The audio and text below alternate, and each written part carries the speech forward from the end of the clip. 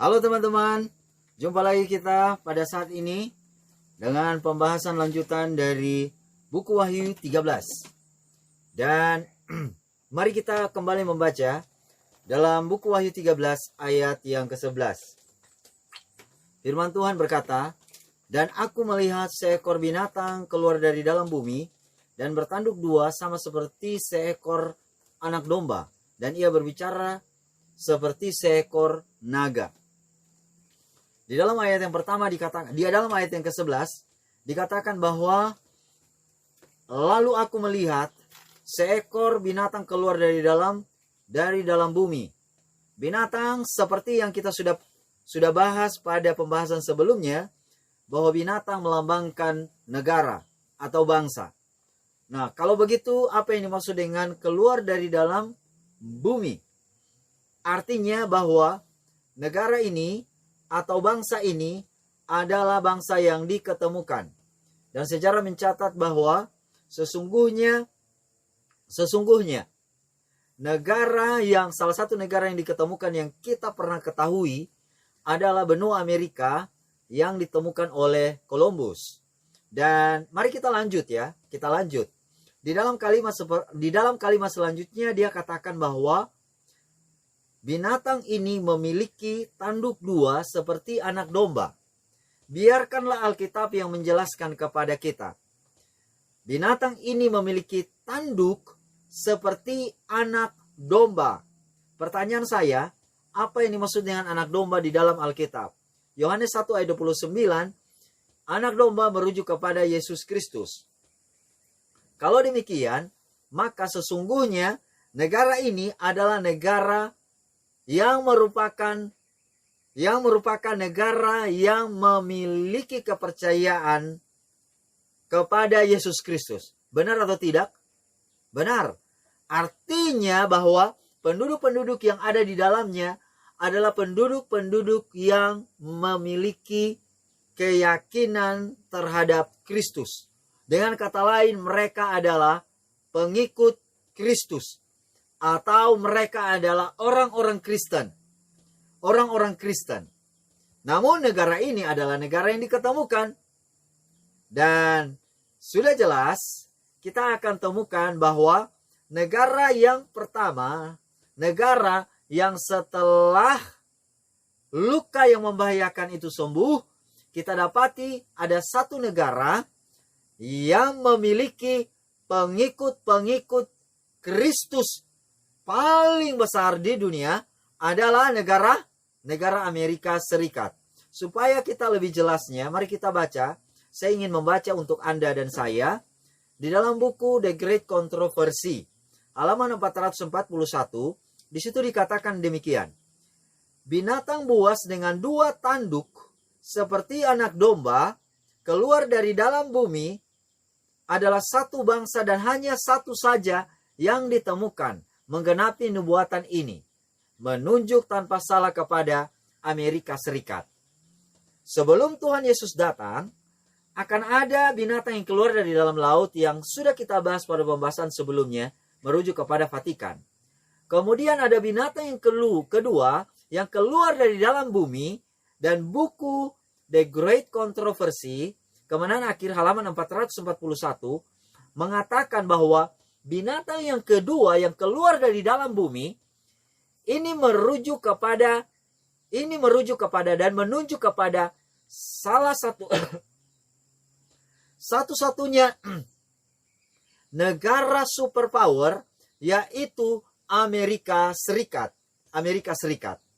Dan Anda dan saya perlu ketahui bahwa pada Perang Dunia Kedua kita sudah mengetahui bahwa negara adik kuasa itu atau negara superpower itu bukan hanya Amerika Serikat. Ada Jepang, ada Jerman, kemudian ada Uni Soviet, lalu ada Amerika Serikat. Tetapi apa yang terjadi? Pada waktu Perang Dunia Kedua, maka Jerman dikatakan dia kalah. Lalu yang terjadi adalah hanya ada 3 ya. Kemudian Jepang yang pada tahun 1945 ya masih juga termasuk negara adik kuasa pada waktu itu. mencoba untuk menghajar Amerika Serikat. Tetapi sejarah mencatat pada tanggal 6 dan tanggal 9 Agustus tahun 1945, maka Amerika menghajar Jepang dengan cara mengebom dua kota yang paling kuat pada waktu itu di Jepang, yaitu Hiroshima dan Nagasaki. Kemudian Jepang pada akhirnya bertekuk lutut di mana? Di dalam perang itu. Dan tinggal dua negara adik kuasa, yaitu negara Amerika Serikat, kemudian negara Uni Soviet. Uni Soviet adalah negara yang memiliki penduduk yang mayoritasnya adalah berpaham komunis, sementara Amerika Serikat mayoritas penduduknya adalah penduduk yang berpaham yang memiliki kepercayaan Kristen Protestan. Lalu seiring dengan berjalannya waktu, pada tahun 1990-1991, maka Uni Soviet yang menjadi negara superpower pada waktu itu juga bertekuk lutut. Pada akhirnya rubuh. Paham komunis pun rubuh. Lalu Amerika Serikat menjadi satu-satunya negara adik kuasa. Dan itulah sebabnya Anda dan saya yang pada waktu membaca buku Wahyu pasal 13 ayat yang ke-11, binatang yang keluar dari dalam bumi bertanduk dua sama seperti anak domba. Kenapa dia menyebutkan mengenai anak domba? Karena para pengikutnya yang berada di negara ini adalah pengikut Kristus. Tetapi dengar baik-baik, apa yang dimaksud dengan dua tanduk? Ini adalah dua paham yang dimiliki oleh negara ini, yaitu republik, kemudian kebebasan beragama. Kebebasan beragama. Oh, baik sekali kalau kita melihat akan dua paham yang dimiliki oleh negara ini, negara adik kuasa. Tetapi ingat baik-baik, di kalimat selanjutnya, di ayat yang ke-11 dikatakan bahwa, dan kalau dia berbicara seperti seekor naga. Berapa di antara Anda dan saya yang pernah lihat naga? Nah, naga, mau Anda pernah lihat atau tidak, tetapi di dalam Alkitab dia merujuk kepada setan. Artinya, sebenarnya orang-orang yang ada di dalamnya ini adalah orang-orang yang memiliki paham kekristenan, memiliki kepercayaan terhadap Yesus Kristus. Tetapi kalau negara ini berbicara, maka dia berbicara seperti seekor naga. Kalau dia berbicara seperti seekor naga, artinya dia berbicara seperti seekor setan. Pernah Anda melihat negara Amerika ini, negara adik kuasa ini, yang menjadi negara superpower tunggal saat ini, dia berbicara seperti seekor naga?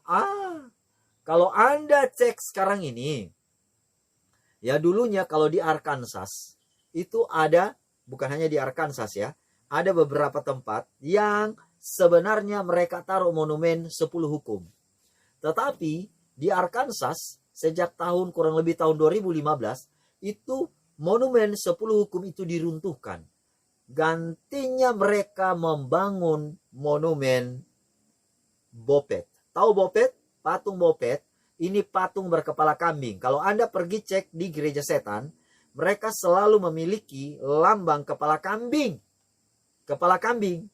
Artinya bahwa sesungguhnya sekarang ini kalau Anda sendiri berada di Amerika Serikat, negara ini sudah menunjukkan akan cirinya yang menggenapi buku Wahyu pasal 13 ayat 11. Kalau dia berbicara seperti seekor naga, hukum Tuhan sepertinya mulai ditiadakan. Dan ini terjadi di mana? Di Amerika. Saya bisa salah, tetapi firman Tuhan tidak bisa salah. Selanjutnya, di ayat yang ke-12, dan seluruh kuasa binatang yang pertama yang dimaksud ini adalah Vatikan, dijalankan di depan matanya. Artinya, semua agenda Vatikan dijalankan oleh siapa? Oleh Amerika. Kenapa bisa demikian? Karena Amerika sendiri, kita sudah bahas pada episode sebelumnya, bahwa Amerika memiliki hutang paling besar kepada Vatikan. Dan itulah sebabnya kalau Anda perhatikan sekarang ini, Sesungguhnya Amerika Serikat sendiri tidak berdaya kalau mereka menentukan mereka punya pemimpin. Tetapi itu sudah pasti diintervensi oleh Vatikan. Oleh Vatikan. Dan Anda perhatikan sekarang ini, dulu-dulunya, Presiden Amerika Serikat pada umumnya adalah beragama Protestan. Selain Presiden John F. Kennedy yang dibunuh mati, dia beragama Katolik. Tetapi pada saat ini, kalau Anda perhatikan Presiden Amerika Serikat, Joe Biden, itu beragama apa? Katolik. Dan saya mau kasih tahu kepada kita semua bahwa sesungguhnya ini adalah bentuk dari intervensi Vatikan kepada negara ini. Dan di dalam ayat yang selanjutnya, kalimat selanjutnya, ia menyebabkan seluruh bumi dan semua penghuninya menyembah binatang pertama. Bayangkan saja, Amerika Serikat adalah binatang yang kedua. Alkitab katakan bahwa ia di sini adalah Amerika. Ia akan menyebabkan seluruh bumi, seluruh penduduk bumi akan menyembah binatang yang pertama. Dengan kata lain, Amerika Serikat akan menyebabkan seluruh penduduk bumi untuk menyembah Vatikan, menghormati Vatikan. Dan ini sudah terjadi atau belum? Oh, sudah. Itulah sebabnya pada saat tahun 2000 bulan September 2015, Barack Obama sendiri dia memperkenalkan Paus Fransiskus sebagai apa? Holy Father. Dia mengatakan Holy Father. Dan kita sendiri yang hidup pada zaman ini, kita harus melihat bahwa pengenapan dari buku Wahyu 13 ini sedang terjadi.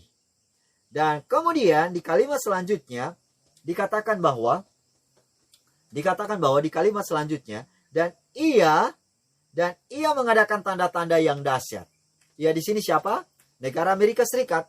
Ia mengadakan tanda-tanda yang dahsyat. Oh, tanda-tanda dahsyat yang bagaimana? Alkitab katakan tanda dahsyat di sini adalah ia menurunkan api dari langit ke bumi di depan mata semua orang. Pertanyaan saya, siapa yang menurunkan api dari langit? Ia di sini adalah Amerika Serikat. Pernah Anda lihat negara Amerika Serikat turunkan api dari langit? Atau pernah Anda lihat ada negara lain yang mengelurkan api dari langit? Berbicara mengenai api, maka kita harus mengerti apa yang Alkitab mau bilang kepada Anda dan saya. Apa yang dimaksud dengan api? Api di dalam Alkitab adalah Roh Kudus. Kalau demikian, apa buktinya? Anda pergi ke buku Kisah Rasul pasal yang pertama dan kedua. Di sana ada perikop yang menulis hari Pentakosta. Pada hari Pentakosta ada lidah-lidah api yang turun, dan ini adalah melambangkan Roh Kudus yang diturunkan kepada jemaat mula-mula. Jadi, kalau berbicara mengenai api, ini berbicara mengenai apa? Roh Kudus. Lalu, pertanyaannya adalah, kenapa sampai Amerika menurunkan Roh Kudus? Nah, untuk mengerti hal itu, maka saya ingin untuk mempertunjukkan video ini. Kita boleh saksikan video ini. Anda yang mendengarkan melalui siaran radio, nah, Anda dan saya boleh buka di Bring Back the Cross. Bring Back the Cross di YouTube.com. Nah, di sini ada seorang bernama Benny Hinn. Bayangkan saja, ada begitu banyak orang yang berpenyakitan. Segala macam penyakit datang di hadapannya. Lalu dia berdoa dalam nama Yesus. Dia berdoa dalam nama siapa? Bukan dalam nama begu, bukan dalam nama setan, bukan nama iblis, dalam nama Tuhan Yesus. Orang-orang ini sembuh. Di dalam video ini, sembuh. Sembuh. Orang-orang ini disembuhkan oleh Benny Hinn. dibawa ke mereka. Dibawa ke Beni Hinn. Dipertontonkan di hadapan ribuan bahkan jutaan orang. Dan waktu mereka menyanyikan lagunya adalah lagu rohani. Worthy is the Lamb. Layaklah anak domba. Nah, yang saya mau katakan kepada kita sehubungan dengan apa yang kita dengarkan di video. Anda sendiri mungkin tidak bisa saksikan karena ini adalah siaran radio. Tetapi nantinya kalau Anda mau saksikan lewat YouTube, Anda boleh buka juga. Sumbernya ini adalah dari youtube.com Bring Back the Cross. Ya, itulah sumbernya. Anda boleh saksikan itu sendiri. Dan Anda melihat ada begitu banyak mujizat, penyembuhan yang dilakukan oleh si Beni Hinn ini. Dan bahkan oleh begitu banyak hamba Tuhan. Pertanyaan saya satu. Apakah Anda yakin bahwa penyembuhan itu berasal dari Tuhan, dari Roh Kudus? Tolong jawab. Oh, Anda mungkin bilang begini, ya. Sekarang kalau Anda bilang iya, buktinya apa? Kalau Anda bilang iya, kalau ada bukti dalam Alkitab, oke. Tapi saya mau kasih tahu bahwa ingat baik-baik, setan pun bisa menyembuhkan orang. Setan pun bisa mengadakan mujizat. Setan pun bisa buat orang lumpuh berjalan. Setan pun bisa membuat orang buta melihat. Dan setan bisa membuat orang yang kanker sembuh. Benar? Kalau begitu, bagaimana kita bisa membedakan penyembuhan itu berasal daripada Tuhan, dari Roh Kudus, atau justru dari Roh Kudus atau dari setan?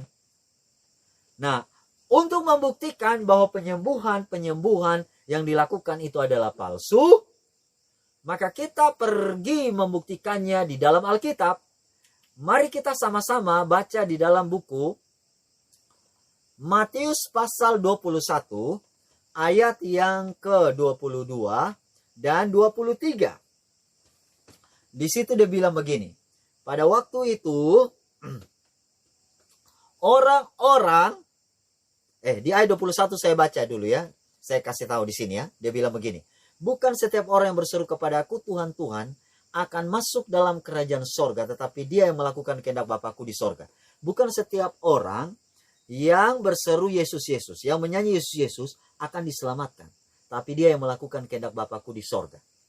Lalu di ayat yang ke-22, pada waktu itu ada banyak orang datang kepada Tuhan Yesus. Tuhan, bukankah kami bernubuat demi namamu, mengusir setan demi namamu, dan mengadakan mujizat demi namamu, bahkan juga mengadakan penyembuhan demi namamu? Lalu di kalimat yang terakhir, Tuhan Yesus katakan, hai enyahlah kamu sekalian pembuat kejahatan.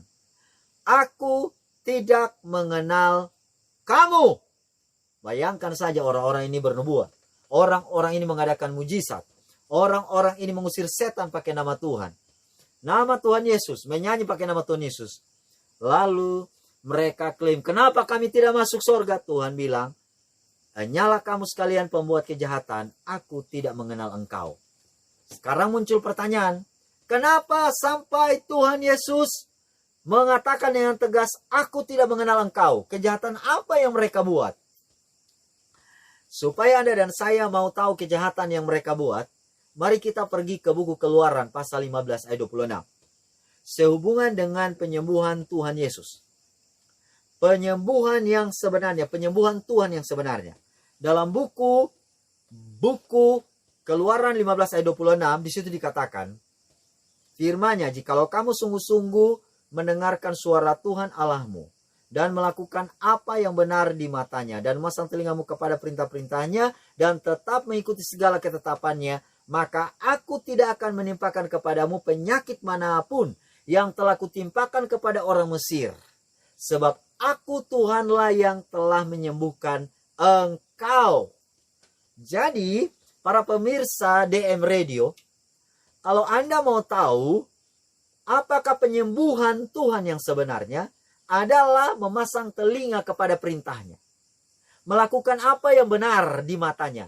Mendengar semua perintah-perintahnya. dan mengikuti segala ketetapannya, termasuk ketetapan pola hidup sehat. Saya berikan contoh. Anda kena penyakit paru-paru karena ngisap rokok berlebihan. Karena ngisap rokok, lalu datang ke dokter, batuk-batuk. Dokter katakan, Pak, paru-paru Bapak itu udah kotor, jadi tolong hentikan rokoknya ya. Lalu yang terjadi, Anda bilang, iya Pak Dokter. Lalu pulang, Anda berdoa minta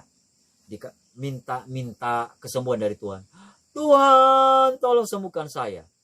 Tidak sembuh, datang lagi ke dokter. Pak, sudah hentikan rokoknya? Belum. Karena aku itulah Bapak harus hentikan rokoknya. Saya hanya berdoa saja. Lalu, dokter bilang harus hentikan. Saya mau kasih obat apapun, harus hentikan rokoknya. Tiba-tiba dia dengarkan ada penyembuhan. Lalu dengarkan penyembuhan. Ayo pergi. Lalu didoakan. Dalam nama Tuhan Yesus, sembuhlah dia. Wah, dia rasa lega. Tapi pulang, setelah doakan, dia ngisap rokok lagi. Dia ngisap rokok. Ke gereja minta didoakan. Tapi setelah didoakan, pulang ngisap rokok. Nggak ada bertobat. Maka yang terjadi, apakah penyakit paru-parunya akan sembuh? Mana bisa. Tuhan mau berikan kesembuhan kepada Anda dan saya. Kalau Anda dan saya tinggalkan kehidupan lama yang belum bertobat, yang masih rusak-rusakan tubuh ini, dan kalau Anda dan saya hanya minta doa saja, tanpa ada pertobatan, ini sama juga Anda berdoa minta kesembuhan terhadap penyakit paru-paru yang Anda derita, tetapi setelah berdoa merokok terus 24 jam. Ya, bagaimana Tuhan bisa dengar? Anda bilang, Tuhan, tolong bangunkan saya jam 4 pagi karena saya mau pergi kerja. Tapi tidurnya jam 2 subuh. Kalau saya Tuhan, saya bilang begini, ini kepala batu ini, dia bermain-main dengan saya. Dia suruh aku bangunkan dia jam 4, tapi tidur jam 2 subuh. Ya ampun. Saudara-saudara, sahabat-sahabatku, teman-temanku, pemirsa DM Radio. Kita yang hidup di akhir zaman ini jangan sampai tertipu. Jangan sampai tersesat. Oleh karena adanya doa-doa penyembuhan di mana-mana tanpa mengarahkan kita untuk mengubah pola kita yang salah. Pola hidup yang salah. Melanggar hukum kesehatan didoakan katanya sembuh. Anda tahu ada peristiwa di Sulawesi Utara. Ada seorang ibu yang kami temui waktu itu. Dia kena penyakit kanker payudara. Jadi waktu dia kena penyakit kanker payudara, katanya dia pergi ke penyembuhan, doakan, sembuh. Tapi setelah pulang, beberapa waktu kemudian muncul lagi kankernya. Dia pergi lagi nggak tobat, didoakan, sembuh. Setelah beberapa waktu kemudian, muncul lagi. Akhirnya apa yang terjadi? Mati juga kak ibu ini kan. Ada di Nias juga saya temukan ada ibu di sana yang meninggal karena kanker payudara. Pergi didoakan oleh hamba Tuhan. Didoakan, tetapi hamba-hamba Tuhan ini tidak pernah mengerahkan dia untuk mengubah pola hidupnya yang salah. Didoakan, tetapi gelojo makan daging ikan bakar, sate bakar, dan juga makan dagingan. Dan apa yang terjadi? Hidup berakhir di peti mati, di dalam liang kubur. Jangan sampai Anda dan saya tersesat. Kita perlu waspada karena begitu banyak penyesat. Dan yang hebatnya, para penyesat ini datang menggunakan nama Tuhan Yesus. Kalau datang pakai nama begu, nama setan, Anda dan saya bilang, tidak. Tapi ini dalam nama Yesus loh. Itulah sebabnya jangan sampai karena dia menggunakan nama Tuhan Yesus, lalu tidak mengarahkan kita untuk mengikuti ketetapan Tuhan yang benar, hukum Tuhan, dan mengikuti segala apa yang Tuhan sampaikan kepada kita. Hanya doakan saja dalam nama Tuhan Yesus dengan musik yang pumpang-pumpang, kemudian kita terhipnotis. Sekarang saya mau tanya, kenapa kita terhipnotis? Karena kita yakin. Anda dan saya yakin. Teman saya, dia hanya nonton acara itu di TV. dia yakin sembuh. Ini namanya sugesti. Dan kalau Anda dan saya tersugesti, pikiran Anda dan saya ini sementara dipermainkan. Tetapi Tuhan bilang, ini bukan penyembuhan yang sebenarnya. Apa penyembuhan yang sebenarnya yang berasal daripada Tuhan? Mengikuti ketetapan Tuhan. Mengikuti hukum Allah. Dan inilah yang dimaksud dengan penyembuhan Tuhan. Mengikuti pola hidup sehat, sinar matahari, air yang bersih, makanan yang sehat. Kemudian kita juga tetap olahraga. Inilah sebenarnya cara-cara ini yang Tuhan mau Anda dan saya lakukan agar memiliki tubuh yang sehat.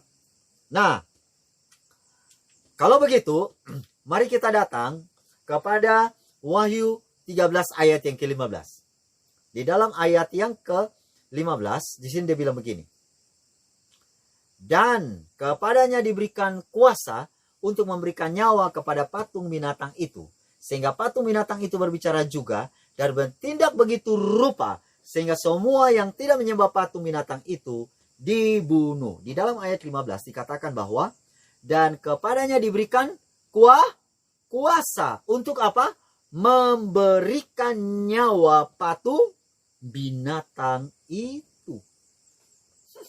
Sehingga patung binatang itu berbicara juga dan bertindak begitu rupa.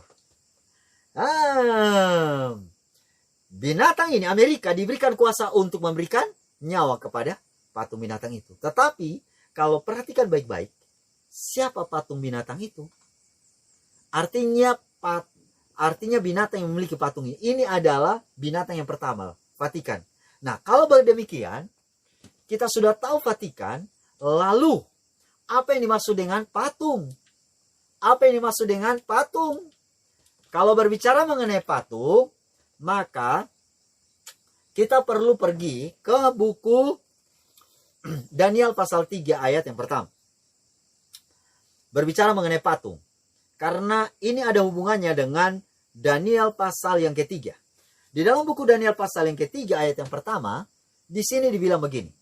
Raja Nebukadnezar membuat sebuah patung emas yang tingginya 60 hasta dan lebarnya 6 hasta yang didirikan di dataran Dura di wilayah Babel.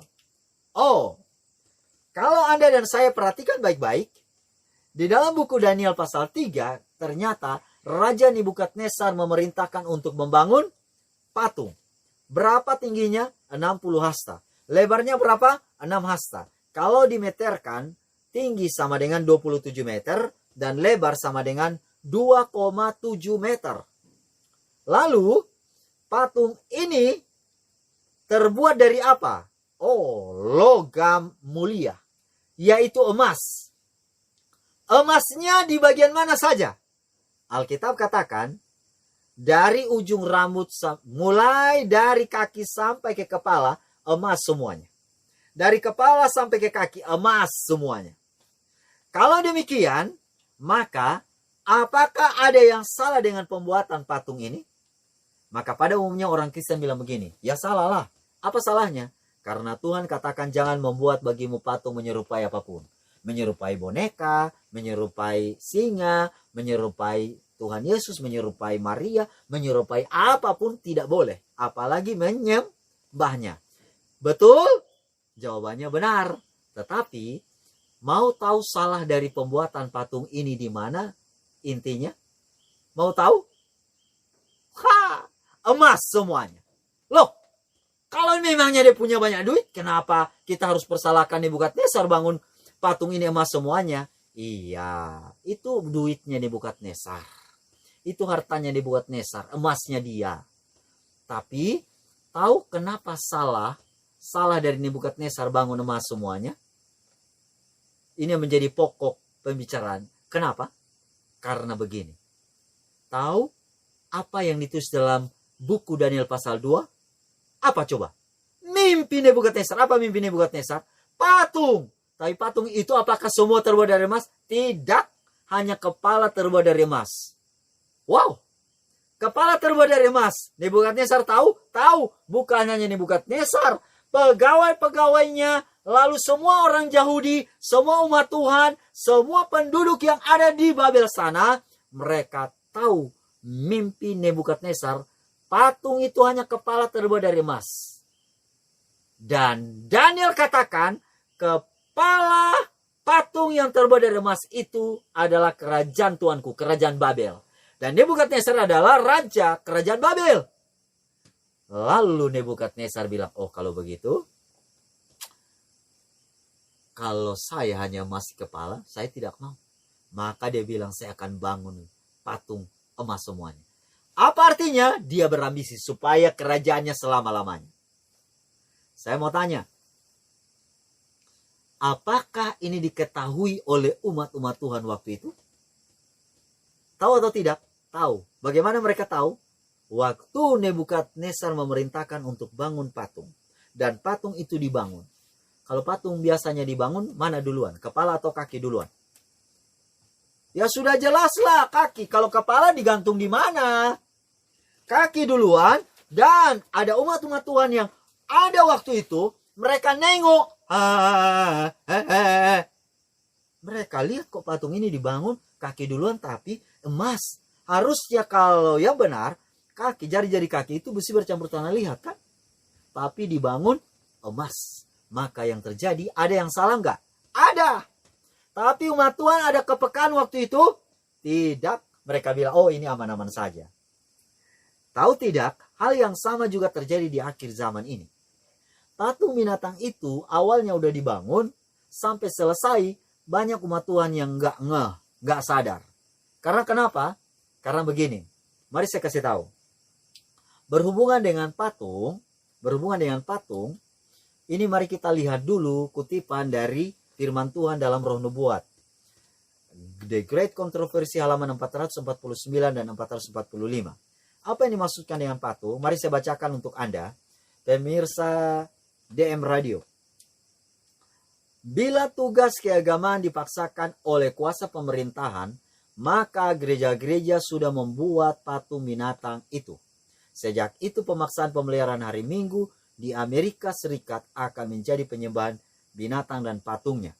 Lalu di dalam halaman 445 dibilang begini.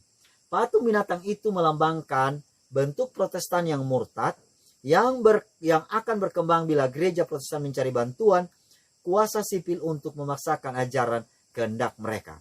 Jadi, kalau lihat kutipan ini, sebenarnya gereja mengambil pemerintah, kuasa sipil, kuasa pemerintah, kuasa politik untuk menjalankan kehendak dari gereja.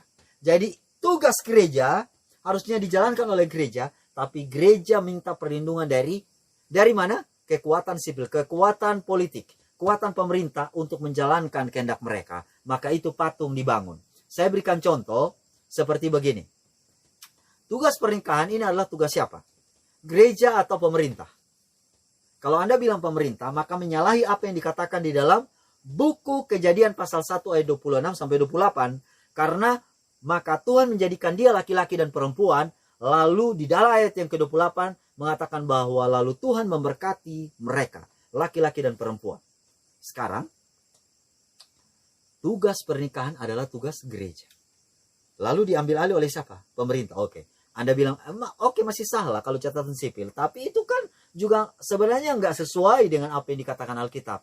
Yang lebih parahnya lagi adalah, pemerintah sudah melegalkan pernikahan laki-laki dan laki-laki, perempuan dan perempuan. Yang harusnya ini adalah tugas gereja, tetapi sudah dijalankan oleh pemerintah. Begitu juga dengan hari ibadah. Hari ibadah harusnya ini adalah tugas gereja, tugas pendeta. Tugas gereja untuk mengingatkan umat, jangan lupa ibadah ya. Ingat dan kuduskan hari Sabat. Tapi sekarang pemerintah juga sudah campur tangan. Kenapa bisa dilakukan oleh pemerintah? Ya karena diminta oleh gereja. Diminta oleh gereja supaya katanya lebih aman. Tetapi ingat baik-baik, oleh karena situasi inilah, maka patung binatang dibangun. Karena kenapa? Yang merupakan tugas gereja telah dilakukan oleh pemerintah.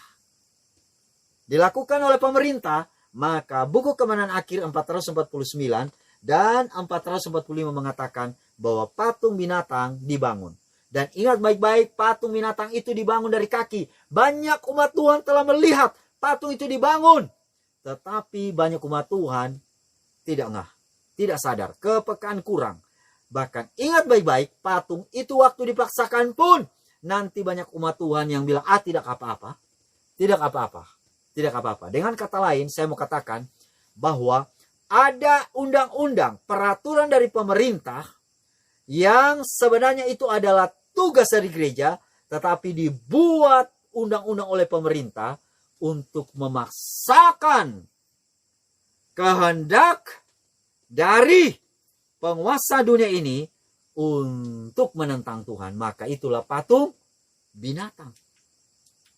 Tugas gereja diambil alih oleh pemerintah, dibuat undang-undang, dibuat peraturan untuk menentang Tuhan.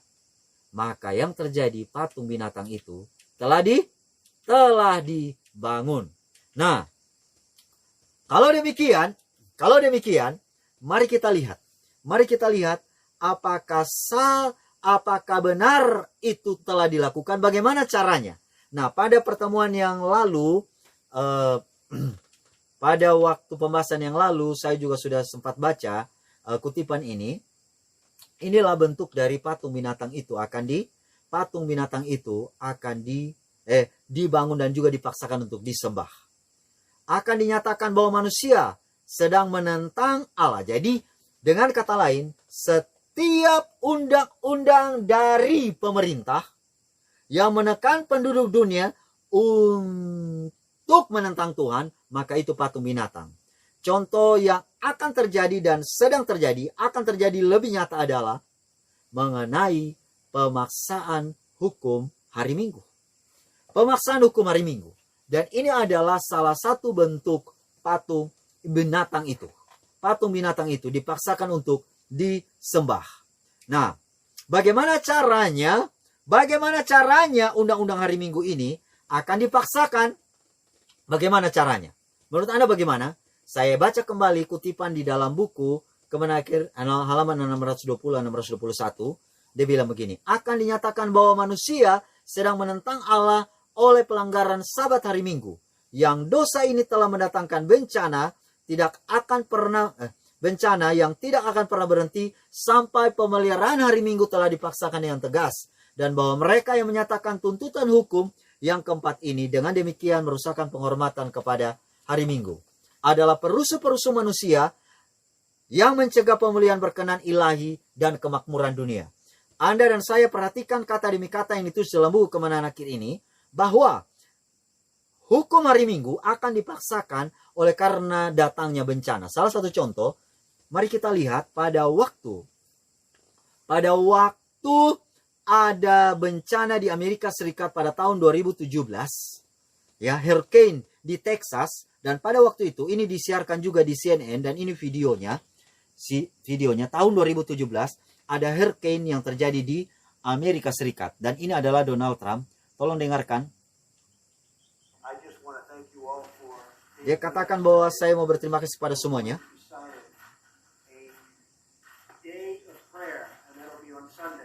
Dia bilang hari doa nasional akan jatuh kepada hari Minggu.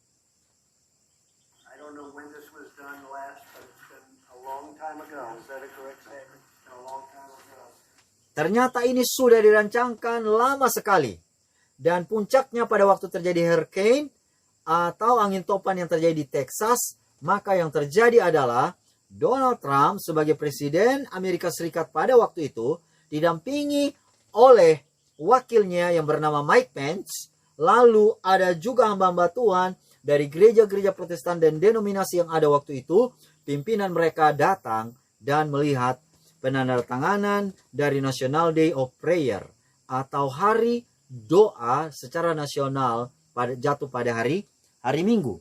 Itulah yang disampaikan. Nah, kalau demikian, maka Anda dan saya perlu kembali lihat mengenai agenda nomor 13 yang judulnya adalah climate change. Nah, climate change, bagaimana menangani bencana alam ini adalah sesungguhnya akan datang kepada pemaksaan hukum hari Minggu.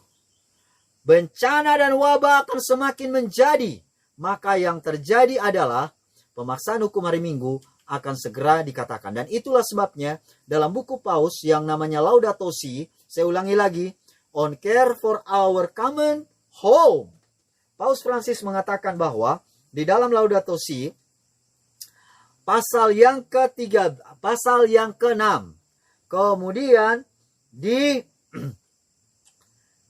ayat yang ke-237, di situ dikatakan bahwa Sunday, like the Jews' Sabbath, is meant to be a day which heals our relationship with God, with ourselves, with others, and with the world.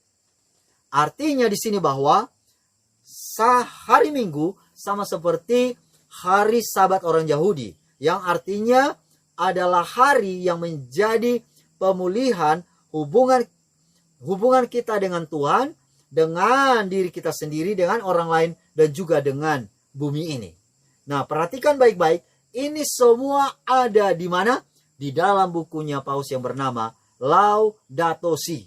Nah, ketika Anda melihat hal ini, maka sesungguhnya buku ayat 13 ayat 15 sementara tergenapi. Karena di dalam ayat yang ke-15, bahwa akan dipaksakan semua orang untuk menyembah patung binatang itu.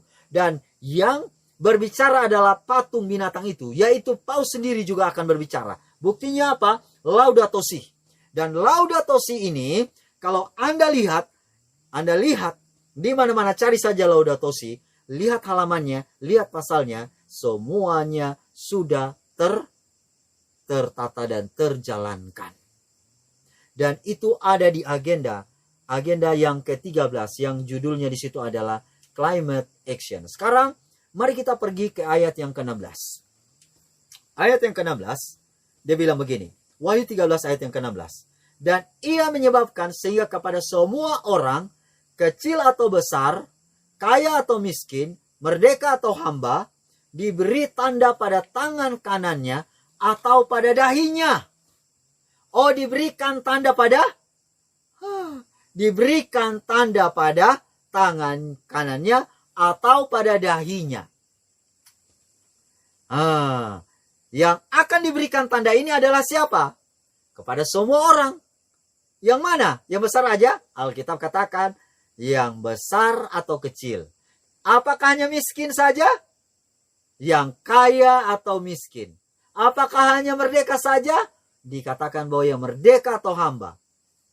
Kalau demikian, mari kita bahas mengenai tanda itu. Tanda ini maksud adalah tanda binatang. Tanda binatang, bahasa Inggrisnya menyebutkan the mark of the beast.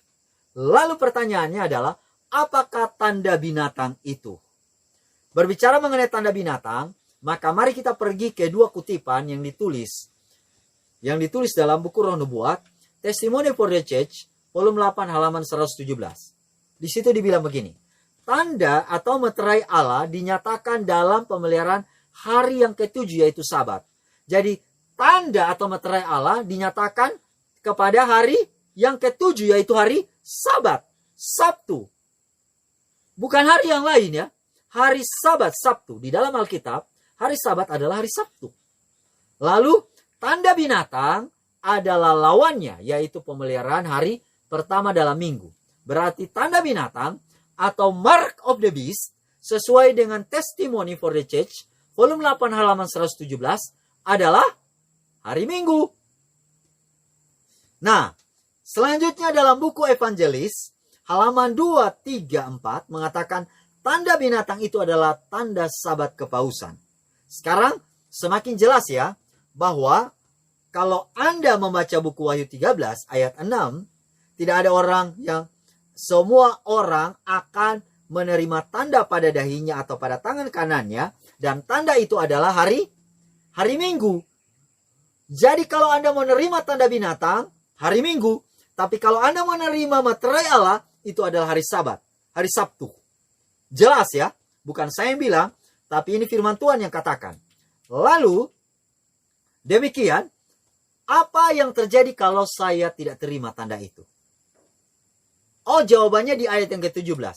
Apa yang dikatakan di ayat yang ke-17? Dan tidak seorang pun yang dapat membeli atau menjual selain daripada mereka yang memakai tanda itu, yaitu nama binatang itu atau bilangan namanya. Jadi, kalau Anda dan saya melihat ayat yang ke-17, kalau lihat di dalam bahasa Inggrisnya, dia menggunakan kata atau. Ya, atau. Kalau di dalam bahasa Indonesia, dia menggunakan yaitu nama binatang itu.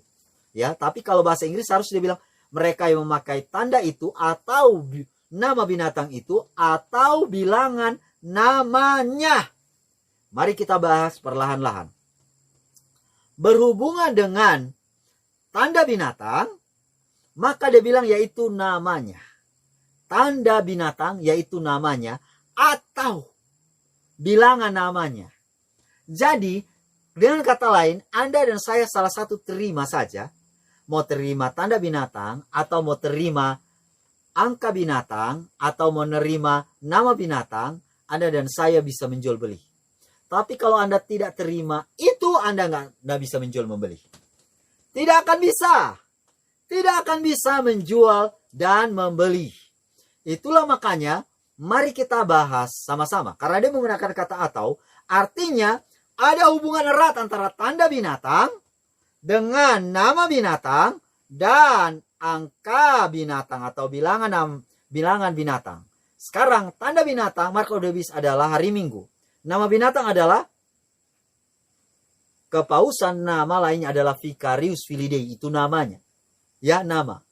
Tetapi kalau Anda perhatikan nama di dalam Alkitab, artinya tabiat. Tabiat dari binatang itu kalau menjadi bagian Anda dan saya, ya secara otomatis lah tabiatnya, ya.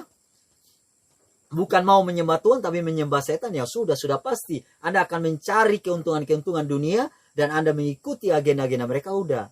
Lalu kemudian pertanyaannya, bagaimana dengan angka atau bilangan binatang? Angka bilangan binatang di dalam ayat 18, barang siapa yang berhikmat baiklah dia menghitung bilangan binatang itu, karena bilangan itu adalah bilangan seorang manusia. Bilangan itu seorang manusia. Dan bilangannya adalah 666. Sekarang kita bahas mengenai 666. Ingat baik-baik, saya ulangi. Tanda binatang ada hubungannya dengan nama binatang. Dan ada hubungannya dengan angka binatang. Ini sama, Alkitab katakan menggunakan atau. Jadi kita tidak bisa lari. Dan itulah sebabnya, kalau berbicara mengenai tiga hal ini, angka binatang, tanda binatang, dan juga nama binatang, ini berhubungan dengan jual beli. Karena kenapa? Alkitab katakan, tidak ada orang yang bisa menjual membeli selain mereka yang menerima tanda binatang, atau nama binatang, atau bilangan binatang. Tidak harus tiga-tiga. Salah satu Anda bisa belanja. Anda bisa menjual. Anda bisa membeli.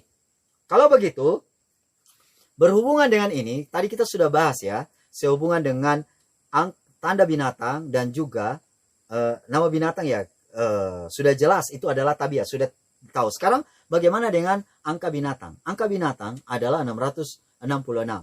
Nah, 666 ini Anda temukan di mana? Bisa temukan di mana yang berhubungan dengan jual beli? Nah, saya ada sumber ini. Sumbernya adalah Januari 1, 2012, yaitu oleh Speed Downhill. Kemudian www.indocropcircle.com. Oke? Nah, Anda boleh baca di situ. Saya bacakan untuk Anda dan saya. Ini bukan sumber dari saya.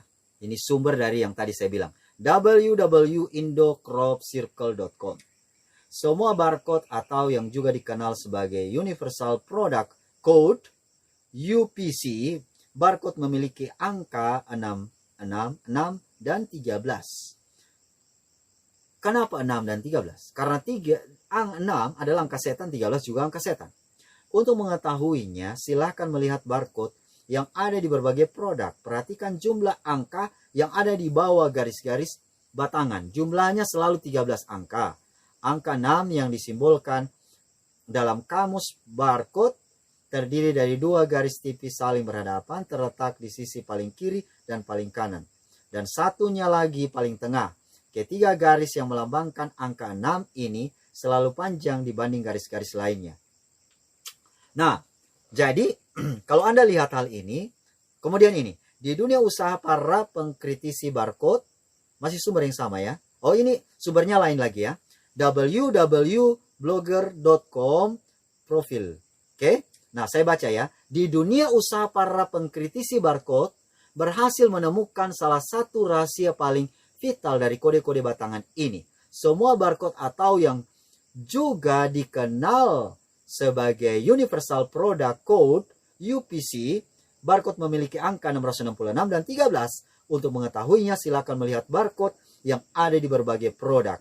Perhatikan jumlah angka yang ada di bawah garis-garis batangan. Jumlah selalu 13 angka. Angka 6 yang disimbolkan dalam kamus barcode terdiri dari 2 garis tipis saling berhadapan terletak di paling kiri dan paling kanan barcode dan satunya lagi paling tengah. Ketiga garis yang melambangkan angka 6 ini lebih panjang dibanding garis-garis yang lain. Lalu kalau Anda datang sekarang ini juga ada namanya key code ya. Nah, pertanyaan saya adalah ketika Anda melihat hal ini, kira-kira ini berhubungan dengan jual beli atau tidak?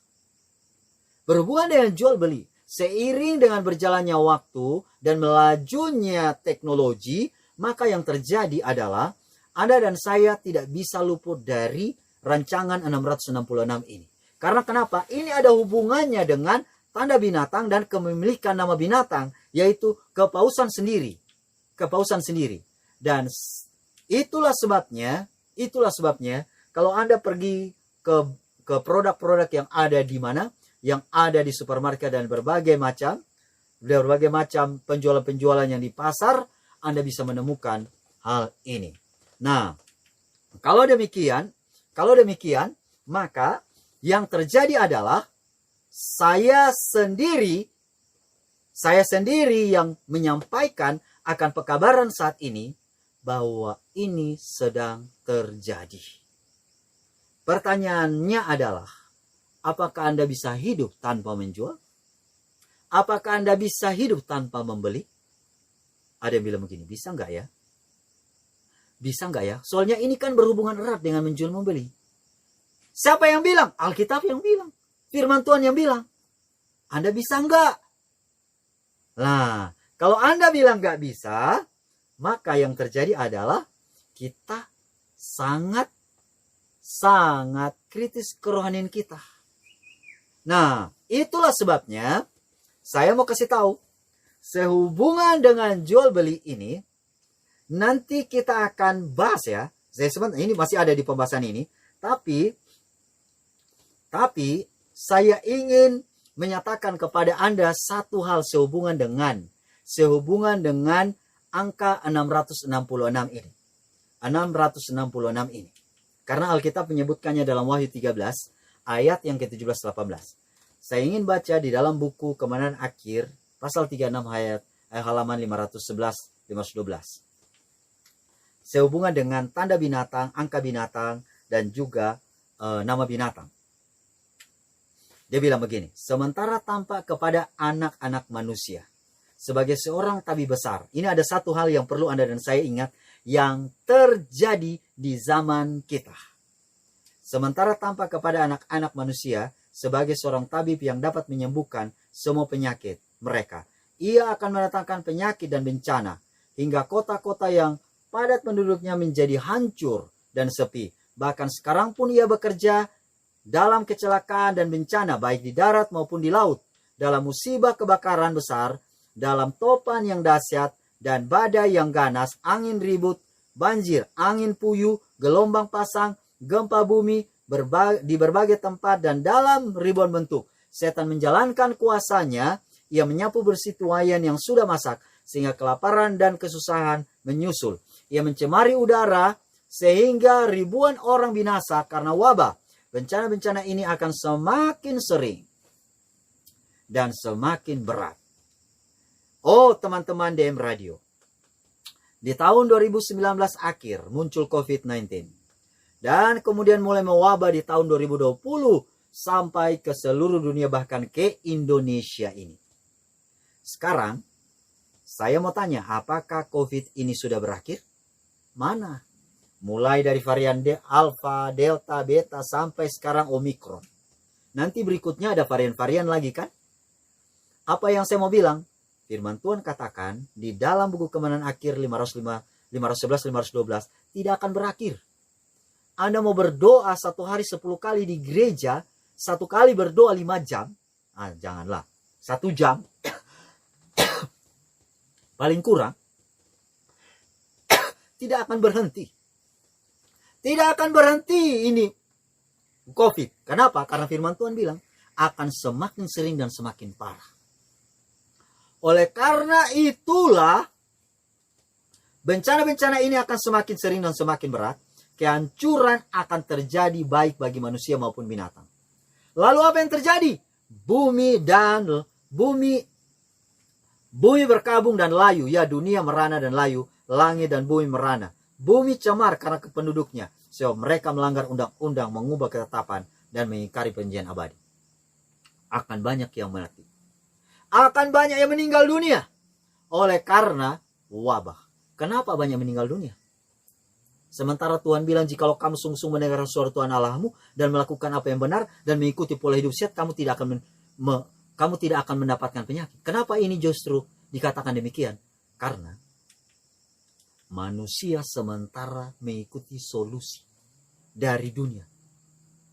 Dan ini saya mau kasih tahu hubungannya dengan tanda binatang, angka binatang, dan nama binatang. Kenapa? Kenapa? Sahabat-sahabatku, karena solusi yang datang kepada manusia adalah vaksin. Sekarang saya mau tanya, apakah vaksin adalah satu-satunya solusi untuk menyembuhkan penyakit COVID-19? Omicron and the gengnya? Tuhan bilang enggak. Di dalam firman Tuhan, mengikuti ketetapan Tuhan, pola hidup sehat. Tetapi cara dunia adalah terimalah vaksin. Lalu apa hubungannya dengan tanda binatang? Mari kita dengarkan penjelasannya baik-baik ya. Jadi vaksin dikatakan oleh Jose Ramos Horta pada tanggal 9, ini sumbernya, tanggal 9 Oktober 2020, vaksin as a global common good. This must be done soon. Kata Jose Ramos Horta, ya kan? Di tanggal 9 Oktober 2020. Ya.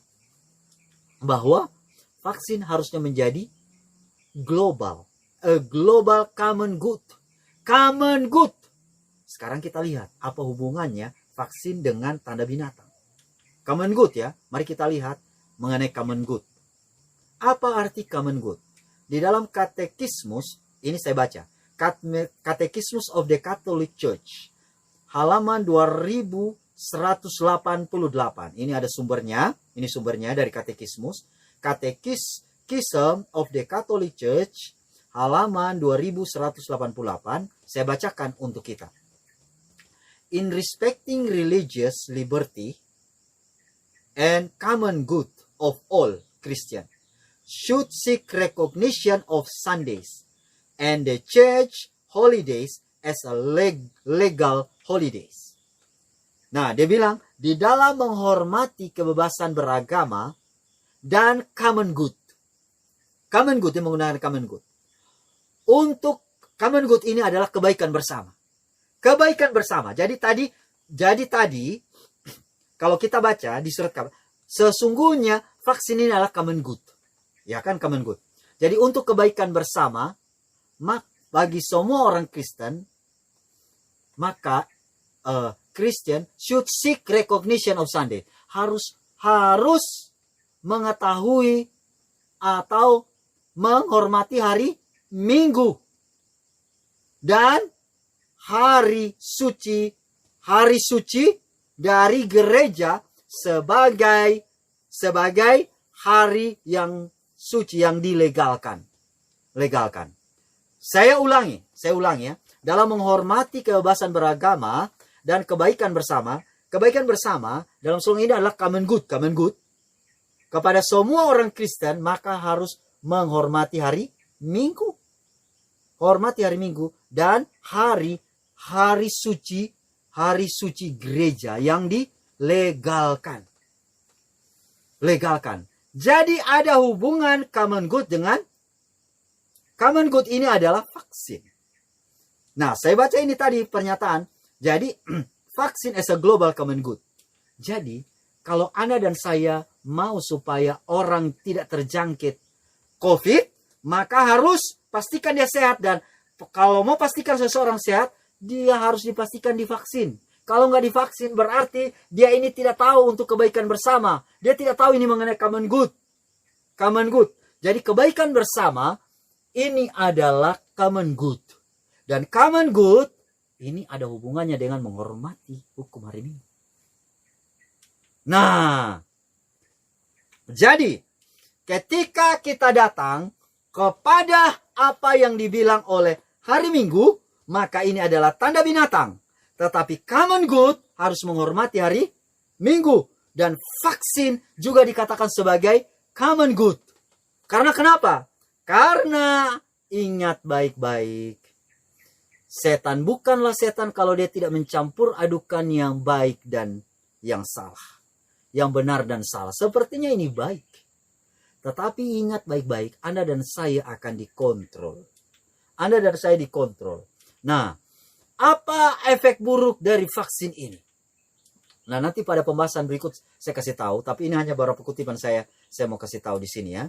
Obat-obat seperti yang biasa akan dilakukan adalah kutukan. Didiklah untuk menjauhkan diri dari obat-obatan. Gunakanlah mereka sedikit dan amat sedikit dan lebih bergantung pada bahan higienis. Maka alam akan menanggapi para dokter.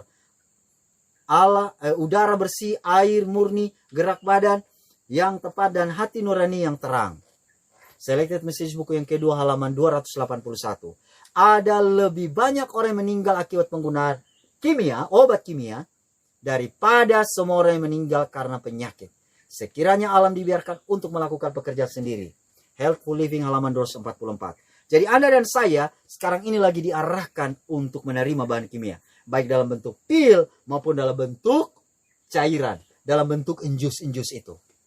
Nah, artinya bahwa dunia sementara mengarahkan Anda untuk menerima solusi. Dan ini untuk kebaikan bersama atau common good. Tetapi common good ini akan membuat sistem imun Anda akan berkurang. Karena sesuai dengan kutipan ini, kimia akan menyebabkan banyak orang akan meninggal dunia. Bukan pernyataan saya ini ya.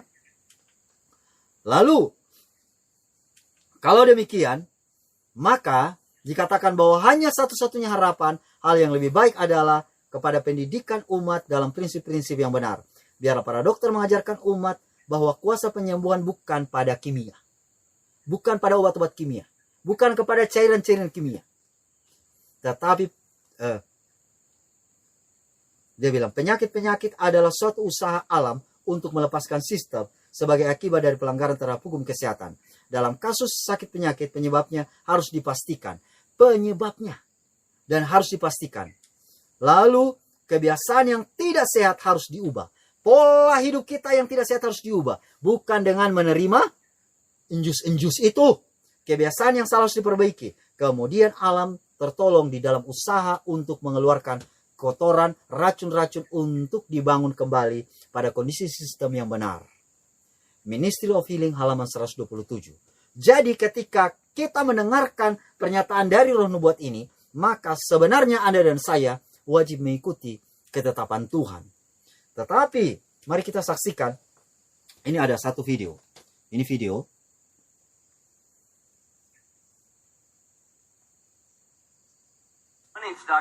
Nama saya adalah Dr. Sean, PhD, dari Oxford University. Saya punya 40 publikasi jurnal dari berbagai penelitian selama 29 tahun. Dari Dr. Robert Mellon yang menemukan efek dari vaksin ini mengatakan jangan seorang pun menerima vaksin. Pada suatu wawancara dia mengatakan bahwa jangan pernah melakukan ini. Nah, saya mau menjelaskan beberapa hal vaksin yang tidak perlu diterima. Alasannya adalah orang menerima vaksin akan meninggal dalam waktu 6 bulan atau 3,5 tahun lebih. Imunitas Anda dan saya akan turun 35% dahulu, 30%, tapi kemudian meningkat menjadi 35%. Jika Anda menerima booster, maka Anda akan mati. Jika Anda terkena flu di masa mendatang karena terima booster, Anda akan mati. Hanya 2 alasan ini. Suntikan yang diberikan kepada Anda mungkin saja ada yang bilang placebo. Tapi masalahnya Anda tak tahu apa betul itu placebo. Ini placebo artinya kosong. Karena jika diberikan yang hasilnya kemungkinan tubuh Anda akan mengalami kegagalan akibat serangan dari badai sitokin.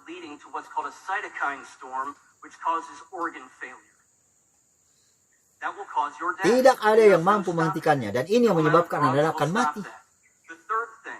Yang ketiga, Anda akan terjadi permasalahan dengan darah, dan jika Anda tidak mempercayai saya, silakan tes dari tim bertes, dan ini akan menunjukkan bahwa darah Anda bermasalah jika di level ini. Nah, saya hentikan videonya. Tetapi nanti Anda dan saya boleh saksikannya di YouTube. Dan ini dari pernyataan dari Dr. Sean, tetapi yang membuat vaksin ini adalah Dr. Mellon. Anda boleh lihat sumbernya Dr. Mellon pada waktu dia sendiri mengakui bahwa dia adalah orang yang pro vaksin, tetapi pada akhir dia menyatakan bahwa ini juga berbahaya. Ini juga berbahaya. Nah, itu juga sudah pernah disiarkan oleh TV One juga, sehubungan dengan pernyataan dari Dr. Mellon, Dr. Robert Mellon ini. Nah, saudara-saudara, sahabat-sahabatku, jikalau kita melihat akan hal ini, maka kita sendiri mengetahui bahwa bukan hanya dari firman Tuhan, dari roh nubuat yang menyatakan bahayanya ini, tetapi dari penelitian para dokter yang sendiri membuatnya dan meneliti ini, mereka katakan bahwa ini sangat berbahaya. Dan bahkan kalau Anda baca di sumber mengenai http://health.detik.com, Anda boleh lihat di sana bahwa sesungguhnya di sana saya bacakan ya, ini di sini dikutip dari halaman resmi Organisasi Kesehatan Dunia WHO. Berikut penjelasan komponen umumnya ada pada vaksin. Yang pertama adalah antigen. Ada 6 komponen. Yang kedua adalah pengawet, yang ketiga adalah stabilizer, yang keempat adalah surfaktan, yang kelima adalah senyawa pengencer, dan yang keenam adalah senyawa pembantu. Anda lihat saja di dalam health.detik.com. Nah, ini adalah majalah resmi, dan Anda lihat ini adalah pernyataan dari WHO. Tidak ada efek samping. Tapi saya belum punya waktu untuk men-search semuanya, tapi hanya ada salah satu, ada 2 dari antaranya yang saya sudah search. Yang pertama adalah mengenai antigen. Antigen, kalau Anda perhatikan, ini ada 4 salah satu dari 6 komponen yang ada dalam vaksin. Semua vaksin mengandung komponen aktif antigen yang berfungsi memicu respon imun atau bahan lainnya yang dirancang untuk membuang komponen aktif tersebut. Antigen ini terbuat dari bagian-bagian kecil organisme penyebab penyakit. Terbuat dari mana? Bagian-bagian kecil organisme yang penyebabnya, misalnya protein atau gulanya. Selain itu, antigen bisa juga terbuat dari organisme penyebab penyakit yang utuh, namun dalam bentuk yang sudah dilemahkan. Bayangkan saja, ini adalah bagian-bagian kecil organisme penyebab penyakit yang dilemahkan, tidak dimatikan, dilemahkan. Artinya, dia bisa hidup dalam tubuh kita. Karena cuma dilemahkan. Artinya bahaya atau enggak? Bahaya. Apakah ada anjuran firman Tuhan kita terima ini? Tidak ada. Lalu yang berikutnya adalah surfaktan. Kalau Anda lihat, perhatikan surfaktan. Ada 3 bahan yang ada dalam surfaktan. Yang pertama adalah VCO. VCO ini adalah virgin coconut oil atau minyak kelapa murni. Ya, minyak kelapa murni direaksikan dengan metanol 100 ml yang telah dicampur dengan H2SO4. Itu ada 4%. Dan NaOH. Waduh. Kalau NaOH ini apa? Ini sebenarnya bentuknya air keras. Kayak yang ada di aki. Nah, bayangkan saja itu kalau dikasih masuk ya. Ke dalam tubuh kita. Ke dalam tubuh kita. Nah, dari pernyataan-pernyataan ini, dari artikel-artikel yang di search ini, atau yang diselidiki, sebenarnya ini tidak pantas untuk dikasih masuk ke dalam tubuh kita. Kalau dikasih masuk, maka yang terjadi apa yang dikatakan firman Tuhan, tubuh kita akan semakin lemah dan semakin banyak yang akan meninggal. Maka buku Kemenangan Akhir 511-512 pun tergenapi, akan banyak yang meninggal. Dan ini tidak akan selesai. Dan sahabat-sahabatku, teman-teman, pemirsa DM Radio, kita yang menyaksikan hal ini, kita yang mendengarkan pekabaran ini, tubuh kita akan lemah. Kalau sudah tubuh kita lemah, maka apapun anjuran kita akan ikut. Ya, nasihat apapun kita akan ikut. Dan saat kita ikut, ingat baik-baik, ada satu hal yang akan menjadi agenda utama dari setan, yaitu pemalsuan terhadap Sabat, yaitu penyembahan terhadap hari Minggu. Karena kalau tubuh Anda sudah lemah, ya, jangankan dibuat hal yang besar sekali, yang besar bahkan yang kecil pun Anda buat, termasuk menentang Tuhan pun Anda pasti akan buat. Karena tubuh Anda fisik sudah lemah, ya, sudah rentan terhadap penyakit, akan mudah dikontrol. Dan saat Anda mudah dikontrol, yang terjadi adalah dalam hal penyembahan, termasuk hari ibadah pun, Anda akan mudah untuk dikontrol. Sekarang Anda dan saya melihat koneksinya, hubungannya. Itulah sebabnya Anda dan saya diarahkan untuk jauh. Sekarang bisa jadi Anda dan saya terima vaksin gratis, tapi berikutnya akan pakai duit. Ini hubungannya dengan angka binatang. Anda bukan hanya beli beras pakai duit. Anda bukan hanya beli minyak pakai duit, tempe tahu pakai duit. Tetapi untuk divaksin pun Anda harus pakai duit. Kalau pakai duit, ini hubungannya dengan apa? Angka binatang. Angka binatang. Dan sekarang ini caranya adalah latihlah pikiran dan mental Anda dan saya untuk tidak pakai duit, tidak pakai uang. Bisa nggak Anda hidup tanpa uang? Karena kenapa saya tekankan mengenai uang, membeli dan menjual? Karena disebutkan dalam Alkitab. Ini hal yang perlu Anda dan saya cermati baik-baik. Bisa nggak Anda dan saya hidup tanpa uang? Bisa. Bisa. Ada yang bilang tidak bisa. Iya, kalau Anda di kota. Kalau Anda di kota. Tapi kalau Anda tinggal di desa, jauh dari perkotaan, kalau di kota, bagaimana bisa Anda hidup tanpa duit? Anda mau nyangkul, mau tanam apa? Semuanya aspal dan semen. Di mana-mana. Mau ke toilet saja bayar, tempat parkir saya semua duit berbicara. Nah, itulah makanya Tuhan tekankan agar keluarlah sesegera mungkin dari kota. Karena kenapa masalah jual beli? Solusi agar Anda dan saya tidak terima tanda binatang, tidak menerima nama binatang dan bilangan binatang, Anda dan saya harus keluar dari kota. Keluar. Teman-teman, tidak ada solusi yang lain. Keluar dari kota. Mari saya baca kutipannya. Di dalam buku Adventist Home, halaman 132-133. Berulang kali Tuhan menasihatkan agar anggota jemaat kita membawa keluarga mereka keluar dari kota ke pedesaan. Di sana mereka dapat menghasilkan bahan kebutuhan mereka. Karena pada hari kemudian tentang membeli dan menjual adalah suatu hal yang sulit sekali. Tentang apa? Hal menjual dan membeli. Itu dalam buku Adventist Home katakan. Keluar. Dan di dalam buku Selected Messages, buku yang kedua, halaman 356 pada tahun 1903. Di sini firman Tuhan katakan, keluarlah dari kota-kota sesegera mungkin dan belilah sebidang kecil tanah di mana kamu dapat berkebun dan di mana anak-anakmu dapat melihat bunga-bunga bertumbuh dan belajar daripadanya. pelajaran-pelajaran tentang kesederhanaan dan kesucian. Anda dan saya, kalau mau belajar mengenai kesederhanaan dan kesucian, jauh dari kota, pergi ke desa. Bukan saya yang bilang ini, firman Tuhan yang kasih tahu.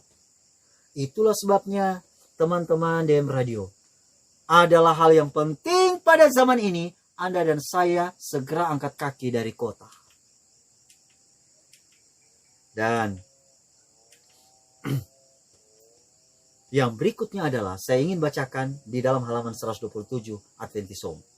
Suasana kehidupan kenapa Anda dan saya perlu keluar dari kota. Masalah kesehatan. Suasana kehidupan dalam kota-kota seringkali merupakan bahaya kepada kesehatan. Anda mau jalankan New Start bagaimana? Udara di kota pun kotor. Air pun di mana-mana, speed tank di mana-mana. Jadi Anda mau bilang minum air, bisa jadi air itu campur dengan tai. Kemungkinan selalu terbuka untuk dijangkiti oleh penyakit. Dengan adanya udara yang tidak bersih, air yang kotor, makanan yang kotor, tempat tinggal yang berdesak-desakan, gelap, tidak sehat, ada sebagian dari penyakit kejahatan yang harus dihadapi. Bukanlah rencana Allah supaya orang-orang berdesak-desak di dalam kota-kota, berjubal bersama-sama dalam rumah-rumah yang bertingkat, di dalam rumah-rumah petak. Pada mula pertama Allah menempatkan nenek moyang kita yang pertama di tengah-tengah pemandangan dan bunyi suara yang indah. Dia ingin supaya kita gembira sekarang ini. Lebih dekat kita menghampiri ke dalam persesuaian dengan rencana Allah semula, maka akan lebih naiklah keadaan kita untuk memperoleh kesehatan tubuh, pikiran, dan jiwa. Masalah kesehatan adalah alasan selanjutnya Anda dan saya harus angkat kaki dari kota. Karena kenapa? Tuhan sayang Anda dan saya. Dia mau sampaikan ini jauh-jauh hari supaya Anda dan saya jangan berpotensi sakit. Dapat duit di kota, tapi hanya biayain rumah sakit untuk apa? Bayar dokter dan perawat untuk apa? Atau ada yang cita-cita mati di rumah sakit? Ada yang cita-cita mati di mana? Ditabrak di mobil ambulans?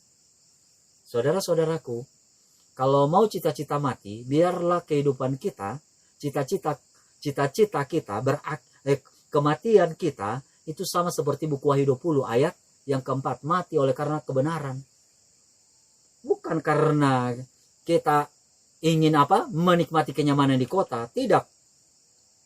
Tuhan menginginkan agar umatnya berpindah ke pedesaan, di mana mereka dapat menempati tanah, menanam buah dan sayuran sendiri, dan di mana anak-anak mereka dibawa untuk berhubungan langsung dengan karya-karya Tuhan. Para orang tua dianjurkan, ini dalam MM 310, ya, Country Living halaman 24. Para orang tua dianjurkan mendirikan rumah di pedesaan dengan tanah untuk digarap, di mana ada perkebunan, sayuran dan buah-buahan untuk menggantikan daging yang berbahaya bagi darah mengalir dalam pembuluh darah kita. Anak-anak juga tidak dikelilingi oleh pengaruh jahat di kota. Tuhan akan membantu mempersiapkan rumah-rumah di luar kota. Jadi kalau Anda mau keluar, berdoa banyak. Karena kita tidak bisa petantang-petenteng, andalkan kekuatan. Minta Tuhan, tetapi juga jangan berleha-leha, berlambat-lambat seperti Lot. Anda dan saya perlu belajar untuk mengikuti kehendak Tuhan sesegera mungkin. Nah, kemudian alasan selanjutnya kenapa Anda dan saya perlu untuk meninggalkan kota adalah di dalam buku, ini sudah dibaca tadi, Adventist Home halaman 127 alinea kelima, bukanlah rencana Allah supaya umatnya bertempat tinggal di dalam kota di mana terdapat kerusuhan dan kekacauan. Mau yakin atau tidak yakin, kota akan sering datang kekacauan dan kerusuhan. Kalau saat ini 1, bisa jadi berikutnya akan 10. Berikutnya lagi akan bisa datang 20. Dan selanjutnya, apakah Anda tahan? Ya, kalau Anda tahan, artinya Anda dan saya ingin mencobai Tuhan. Kemudian masalah kerohanian, alasan selanjutnya. Waktunya sudah dekat apabila kota-kota besar akan dibinasakan dan semuanya harus diamarkan tentang segala yang akan datang. Aduh, kalau sekiranya umat Allah mempunyai suatu perasaan akan datangnya bahaya yang menimpa ribuan kota yang sekarang sudah hampir diserahkan kepada berhala. Masalah kerohanian Anda dan saya dan anak-anak dan keluarga juga akan terganggu kalau di kota. Firman Tuhan katakan lebih sulit, 10 kali lebih sulit membentuk tabiat di kota. Mari saya baca kutipannya dalam Fundamental. Ini Fundamental of Education halaman 326. Dia bilang begini, masukkan anak-anak ke sekolah yang terletak di kota, di mana setiap tahap godaan sedang menanti untuk menarik dan menjatuhkan moral mereka. Maka pekerjaan pembangunan tabiat akan 10 kali lebih sulit, baik bagi orang tua itu maupun bagi anak-anak. Kalau Anda yang ingin tinggal di kota, masalah pendidikan dan kerohanian 10 kali lebih sulit. Di mana? Di kota. Di kota, baik bagi orang tua dan bagi anak. Bukan saya yang bilang ya, marah saja ini buku Fundamental of Education halaman 326. Ya. Lalu, di dalam buku Testimony for the Church volume 6 halaman 178 179, masa yang gawat ada di hadapan kita dan ada kebutuhan besar agar keluarga-keluarga keluar dari kota-kota menuju ke pedesaan sehingga kebenaran dapat dibawa di jalan-jalan dan jalan-jalan kecil, jalan yang besar di bumi.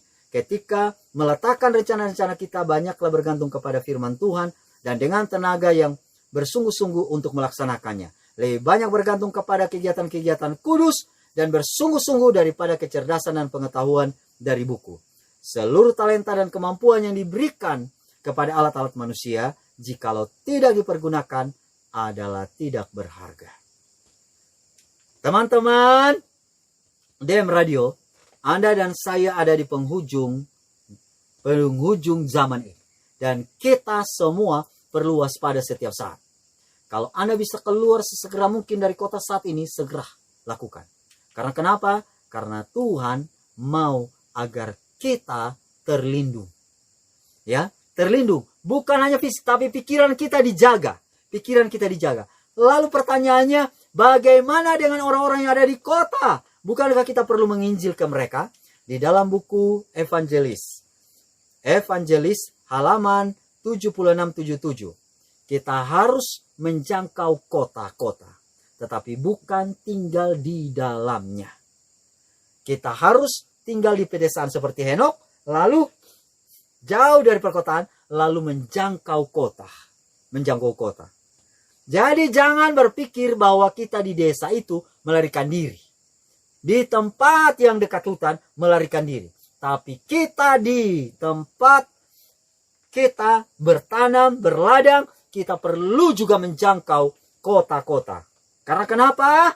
Karena Tuhan yang sampaikan kepada kita. Itulah sebabnya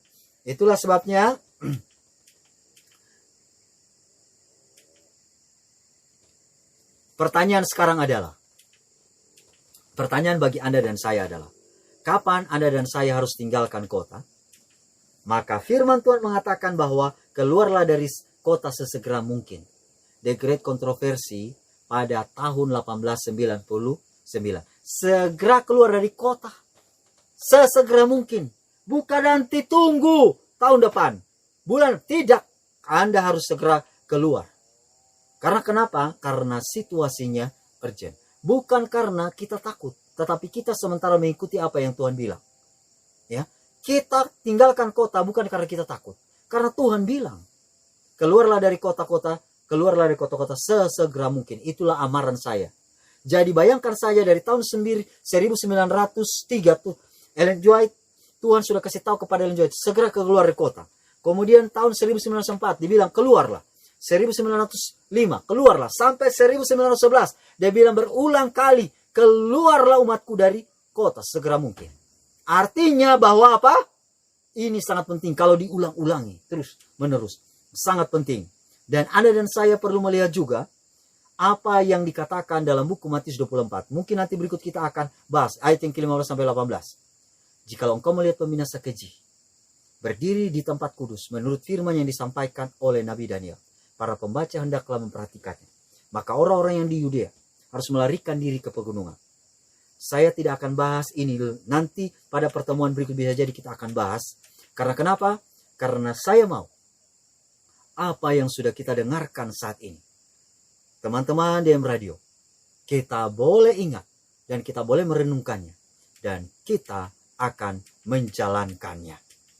Sehingga dengan demikian, pada waktu Tuhan Yesus datang, kita benar-benar didapati oleh Tuhan tetap setia kepadanya. Di dalam ayat yang terakhir Wahyu 13 ayat yang ke-18. Yang penting di sini ialah hikmat. Barang siapa yang bijaksana, baiklah ia menghitung bilangan binatang itu. Karena bilangan itu adalah bilangan seorang manusia. Dan bilangannya ialah 666. Kenapa 666? Kenapa 3 kali? Karena manusia diciptakan hari ke-6. Dan angka itu adalah angka binatang. Binatang pun diciptakan hari ke-6. Dan oleh karena angka manusia itu adalah angka seorang manusia, dan angka itu adalah angka binatang, maka itu juga adalah angka setan. Tetapi ingat baik-baik, secara teologis, Anda dan saya perlu datang kepada Tuhan. Dan Tuhan itu, angka kesayangan adalah angka 7. Memang semua angka diciptakan oleh Tuhan. Tetapi, 7 adalah hari Sabat. Hari ke-7 adalah hari Sabat. Dan untuk datang kepada Tuhan, Anda dan saya perlu tinggalkan angka 6. Sifat manusia dan sifat binatang. Karena Anda dan saya, manusia, diciptakan hari yang sama dengan binatang. Kita perlu tinggalkan sifat manusia, sifat binatang. Jangan sama seperti Nebukadnezar. Makanya dia dipulihkan selama berapa lama? Selama berapa lama? 7 mas kurang lebih ya. Lalu yang terjadi, dia pun mengalami pemulihan.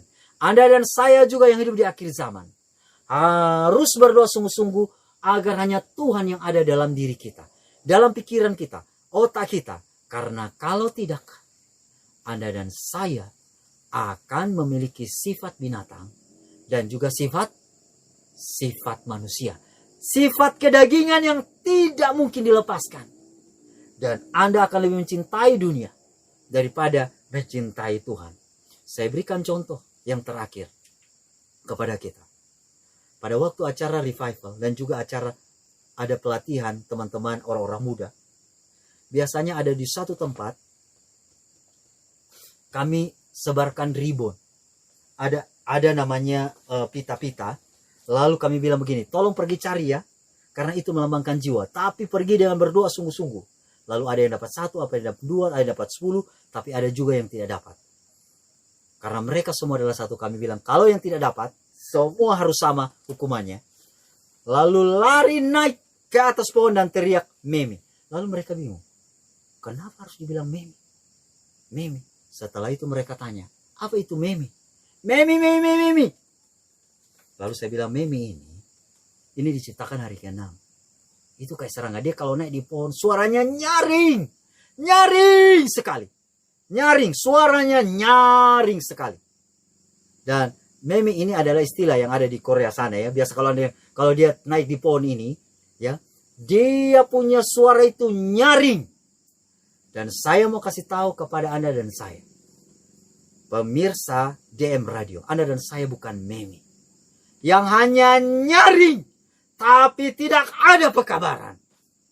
Kita hidup di akhir zaman ini, banyak kali kita bicara, tetapi tidak ada isinya karena tidak ada pekabaran. Anda sama dengan Memi, saya sama dengan Memi. Tetapi mau supaya kehidupan kita ini nyaring dan menjadi berkat bagi keluarga, bagi orang lain, kata-kata Anda dan saya harus mengarahkan kepada Tuhan. Sehingga Anda dan saya benar-benar memiliki tabiat Tuhan. Dan jikalau tabiat Anda dan saya juga menyerupai Tuhan, tanpa kata-kata pun, maka yang terjadi ini adalah pekabaran yang nyaring. Maka Anda dan saya bukan Memi. Anda dan saya akan tinggalkan sifat kebinatangan. 6 itu akan tinggal. Tetapi yang ada dalam diri Anda dan saya adalah sifat kealahan sendiri. Sifat Tuhan sendiri. Saya tidak sanggup, Anda dan saya juga tidak sanggup.